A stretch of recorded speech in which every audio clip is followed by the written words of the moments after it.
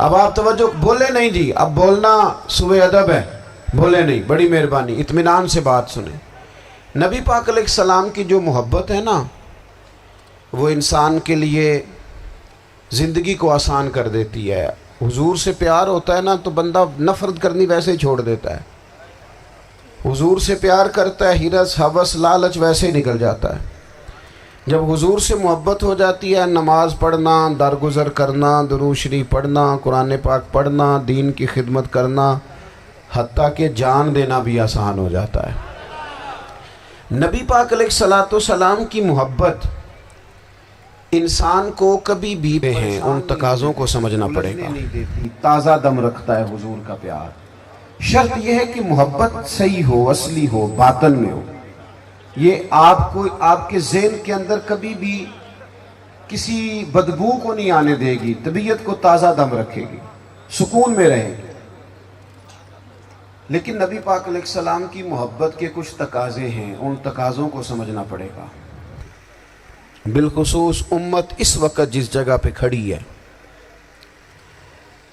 آپ دیکھیں کہ اتنی بربریت اور اس جیتے جاگتے دیکھتے ماحول میں کہ جس میں ہر چیز کیمرے کی آنکھ دیکھ رہی ہے، اس میں اس قدر زیادہ اسرائیل کی جارحیت،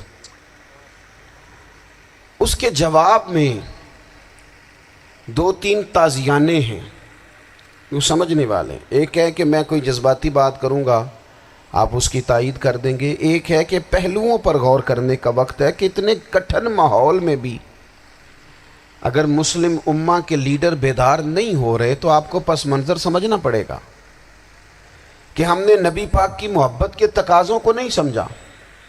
حضور سے محبت ہے نا تو پھر نبی پاک کو تو سادہ طرز زندگی پسند ہے، حضور کو تو پسند نہیں ہے۔ اللہ کے محبوب نے تو دعا مانگ کے فقیری لی اللہ تعالیٰ سے۔ آپ کو پتہ ہے جب بندہ بہت زیادہ آسانیوں میں چلا جاتا ہے، بہت زیادہ اس کے پاس سہولیات ہو جاتی ہے، اس کا مرنے کو دل نہیں کرتا۔ خود نبی پاک علیہ السلام نے فرمایا قیامت کے قریب کافر تم پر جھپٹیں گے جس طرح بھوکے لوگ کھانے پر جھپٹتے ہیں۔ حضور کیوں، ہم تھوڑے ہوں گے؟ فرمایا نہیں، تمہیں دنیا سے محبت ہو جائے گی اور موت تمہیں بری لگے گی۔ اتنے بڑے بڑے بنگلے، عالی شان محلات، کس کا چھوڑ کے مرنے کو جی چاہتا ہے معاذ اللہ۔ نبی پاک کی محبت کا تقاضا سمجھو، ایسا نہیں کہ وہاں دولت آئی نہیں۔ حضور تو فرماتے ہیں کہ اللہ نے خزانوں کی کنجیاں میرے ہاتھ میں رکھ دی ہیں، لیکن میں نے عرض کیا مالک ایک وقت روٹی دینا اور ایک وقت کا فاقہ دینا۔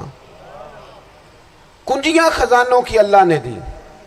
جب تک آپ اپنا طرز زندگی، یہ جو بہت دنیا کا پیار ہے نا، بہت زیادہ مرنے کی ہرس، یہ بہت زیادہ جینے کی ہرس تو اللہ تعالیٰ نے قرآن پاک میں یہودیوں کا طریقہ بیان کیا کہ وہ کبھی مرنے کی تمنا نہیں کریں گے کیونکہ جینے کی ہرس رکھتے ہیں۔ نبی پاک علیہ السلام کے غلاموں، طرز زندگی جب تک سادہ نہیں ہوتا اور جب تک یہ دنیا کے جھمیلوں سے کسی کو دولت دے کر پیچھے کر دیا جاتا ہے، کسی کو عہدہ دے کر چپ کرا دیا جاتا ہے، کسی کو اقتدار دے کر چپ کرا دیا جاتا ہے، رسول اللہ صلی اللہ علیہ وسلم کے سچے غلام،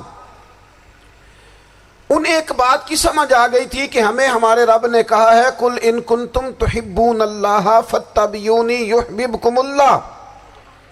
اے محبوب آپ ان سے فرما دیں اگر رب سے محبت کرنا چاہتے ہیں تو آپ کی پیروی کریں، اللہ خود ان سے محبت فرمائے گا۔